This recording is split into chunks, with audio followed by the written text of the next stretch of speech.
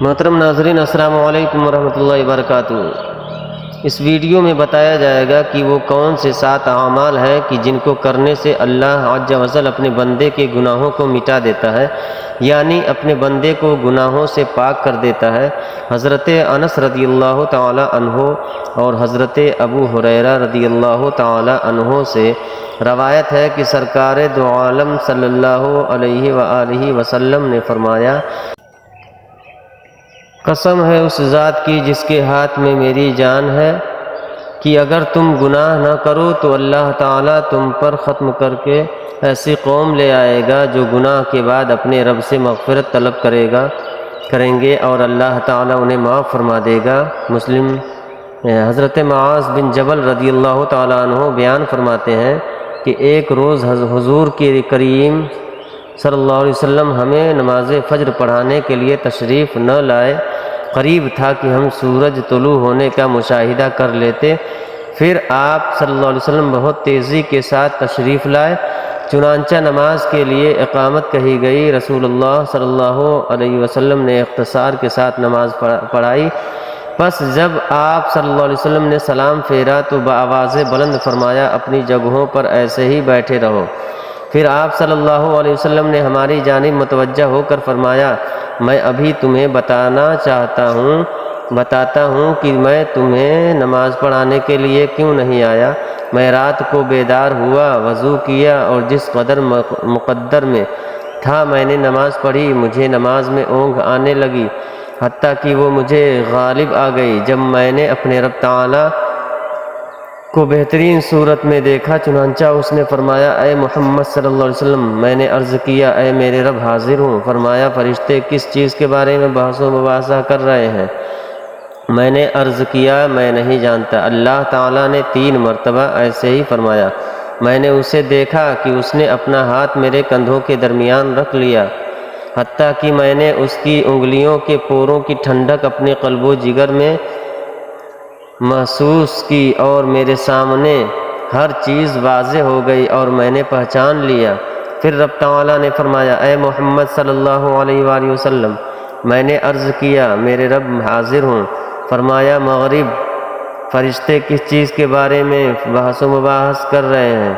میں نے عرض کیا، گناہ مٹا دینے والے اعمال کے بارے میں۔ فرمایا، وہ کیا ہے؟ میں نے عرض کیا، نمبر 1 باجماعت نماز کے لیے چل کر جانا، نمبر 2 نماز کے بعد مساجد میں بیٹھے رہنا، نمبر 3 ناگواری کے باوجود اچھی طرح وضو کرنا۔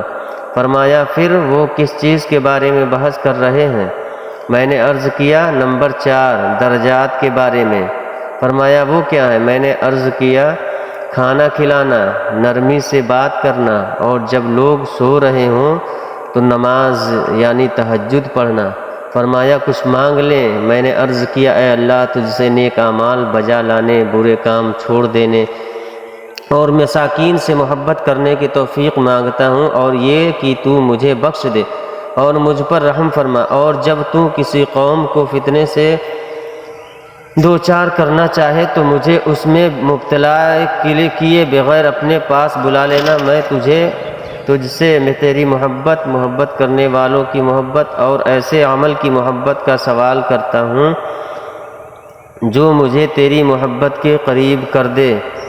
پھر رسول اللہ صلی اللہ علیہ وآلہ وسلم نے فرمایا، یہ خواب حق ہے، پس اسے یاد کرو اور پھر اسے دوسروں تک پہنچاؤ۔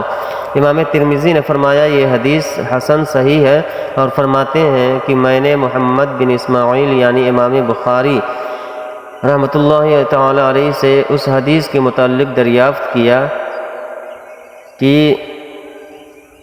تو انہوں نے فرمایا کہ یہ حدیث صحیح ہے۔ حضرت عبادہ بن صامت رضی اللہ تعالی عنہ کہتے ہیں کہ آپ صلی اللہ علیہ وآلہ وسلم نے فرمایا، جس شخص نے یہ گواہی دی کہ اللہ کے سوا کوئی معبود برحق نہیں، وہی اکیلا اور یکتا ہے، اور محمد صلی اللہ علیہ وآلہ وسلم اس کے بندے اور اس کے رسول ہیں، عیسیٰ بھی اللہ کے بندے اور رسول ہیں، اور کلمہ اللہ اور روح اللہ ہے، کلمہ اللہ اور روح اللہ ہے، جنہیں اللہ تعالیٰ نے مریم علیہ السلام پر القا کیا تھا، اور جنت و جہنم حق ہیں۔ اللہ تعالیٰ اسے جنت میں داخل کرے گا۔ بخاری و مسلم میں ہے۔ حضرت ابو ذر رضی اللہ تعالیٰ عنہ کہتے ہیں کہ رسول اللہ صلی اللہ علیہ وسلم نے فرمایا، مجھے جبرائیل علیہ السلام نے کہا ہے کہ اپنی امت کو خوشخبری سنا دیجئے کہ جو مرتے دم تک شرک نہیں کرے گا وہ جنت میں داخل ہوگا۔ بخاری مسلم میں ہے۔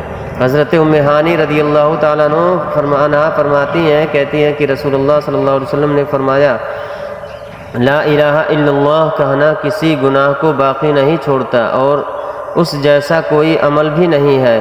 توبہ بھی گناہوں کفارہ بنتی ہے، چنانچہ جو شخص کسی بھی گناہ سے توبہ کرے تو اللہ تعالیٰ اس کی توبہ کو قبول فرماتا ہے۔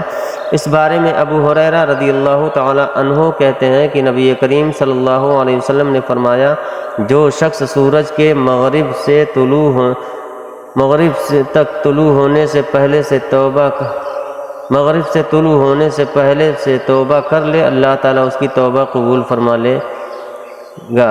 نمبر 5، نماز گناہوں کو مٹانے کا عظیم ذریعہ ہے۔ چنانچہ حضرت عثمان رضی اللہ تعالیٰ عنہ کہتے ہیں کہ میں نے رسول اللہ کو فرماتے ہوئے سنا ہے کہ جو شخص بھی اچھی طرح وضو کرے اور نماز پڑھے تو اس کے متصل نماز کے مابین اس کے سارے گناہ معاف کر دیے جاتے ہیں۔ بخاری و مسلم میں ہے۔ حضرت ابو ہریرہ رضی اللہ تعالی عنہ روایت کرتے ہیں کہ آپ صلی اللہ تعالی علیہ وآلہ وسلم نے فرمایا، 5 نمازیں جمعہ سے جمعہ تک اور رمضان سے رمضان تک درمیان میں آنے والے گناہوں کا کفارہ ہیں، بشرطے کہ کبیرہ گناہوں سے بچا جائے۔ مسلم ترمذی شریف کی حدیث سے ہے۔ آپ صلی اللہ علیہ وسلم نے فرمایا، آدم علیہ السلام کی ساری اولاد خطا کار ہے اور ان میں سے اچھے توبہ کرنے والے خطا کار ہیں۔ ترمذی شریف ہے۔ اللہ تعالیٰ نے ابن آدم کو انہی صفات کے ساتھ پیدا کیا ہے، کبھی اطاعت تو کبھی معصیت، سیدھا چلتا ہے تو کبھی الٹا ہو جاتا ہے، یاد بھی کرتا ہے بھول بھی جاتا ہے، انصاف بھی کرتا ہے اور ظالم بھی بن جاتا ہے۔ اس لیے معصوم صرف انبیاء کرام ہی ہیں۔ اللہ تعالیٰ نے ہر نو مولود کو فطرت یعنی فطرت اسلام پر پیدا فرما کر احسان فرمایا ہے۔ چنانچہ جو اسلام پر قائم رہا اور انبیاء کی دعوت قبول کیا تو وہی ہدایت پاتا ہے۔ اللہ تعالیٰ اس کی نیکیاں قبول اور گناہ معاف فرمائے گا۔ سیدنا جابر رضی اللہ تعالی عنہ روایت کرتے ہیں، وہ کہتے ہیں ظہر یا عصر کی نماز کی بات ہے، ہم رسول اللہ صلی اللہ علیہ وسلم سلام کی اقتدا میں صفیں بنائے نماز ادا کر رہے تھے۔ ہم نے آپ صلی اللہ علیہ وسلم کو دیکھا کہ آپ صلی اللہ علیہ وسلم نماز کے دوران اپنے سامنے کسی چیز کو بار بار پکڑنے کی کوشش کر رہے ہیں، لیکن پھر آپ صلی اللہ علیہ وسلم کے اور اس کے درمیان رکاوٹ ڈال دی گئی۔ پھر آپ صلی اللہ علیہ وسلم پیچھے کو ہٹے اور ہم بھی پیچھے کی جانب ہٹ گئے۔ آپ صلی اللہ علیہ وسلم دوبارہ پیچھے کو ہو گئے اور ہم بھی پیچھے ہٹ گئے۔ پھر جب نے سلام پھیرا تو سیدنا ابی بن کعب رضی اللہ تعالی عنہ نے عرض کیا، اے اللہ کے رسول صلی اللہ علیہ وسلم، آج ہم نے آپ کو نماز کے دوران ایسا عمل کرتے ہوئے دیکھا ہے کہ آپ اس سے قبل تو نماز میں ایسا کوئی عمل نہیں کرتے تھے۔ آپ صلی اللہ علیہ وسلم نے فرمایا، میرے سامنے جنت اپنی نعمتوں کو سمیٹ کر پیش کی گئی، میں اس کے انگوروں کا گچھا توڑنا چاہا تاکہ تمہیں دکھاؤں، اور اگر میں اس کو پکڑ لیتا اور زمین و آسمان کے درمیان موجود تمام مخلوقات اسے کھاتی تب بھی اس میں کوئی کمی نہ ہوتی، لیکن پھر میرے اور اس کے درمیان رکاوٹ ڈال دی گئی۔ اس طرح میرے سامنے جہنم کو پیش کیا گیا۔ جب میں نے اس کے شعلوں کی حرارت محسوس کی تو میں پیچھے کی جانب ہٹا۔ میں نے اس میں زیادہ تعداد عورتوں کو دیکھی کہ جنہیں جب کسی چیز کا امین بنایا جاتا ہے تو وہ اسے راز سے نہیں رکھتی، اسی طرح جب سوال کرتی ہیں تو خوب اصرار کرتی ہیں، اور جب انہیں کوئی چیز دے دی جاتی ہے تو وہ خیانت کرتی ہیں۔ اللہ عز و جل سے دعا ہے کہ ہم سب کو نیکی کی باتوں پر عمل کرنے کی طاقت و توفیق عطا فرمائے تاکہ ہم اپنی زندگیوں کو سنوار سکیں آمین آمین یا رب العالمین بجائے یا سید المرسلین۔ دوستوں آج کی ویڈیو پسند آئی ہو تو لائک اور شیئر بھی کریں اور چینل کو بھی سبسکرائب کریں۔ السلام علیکم ورحمۃ اللہ وبرکاتہ۔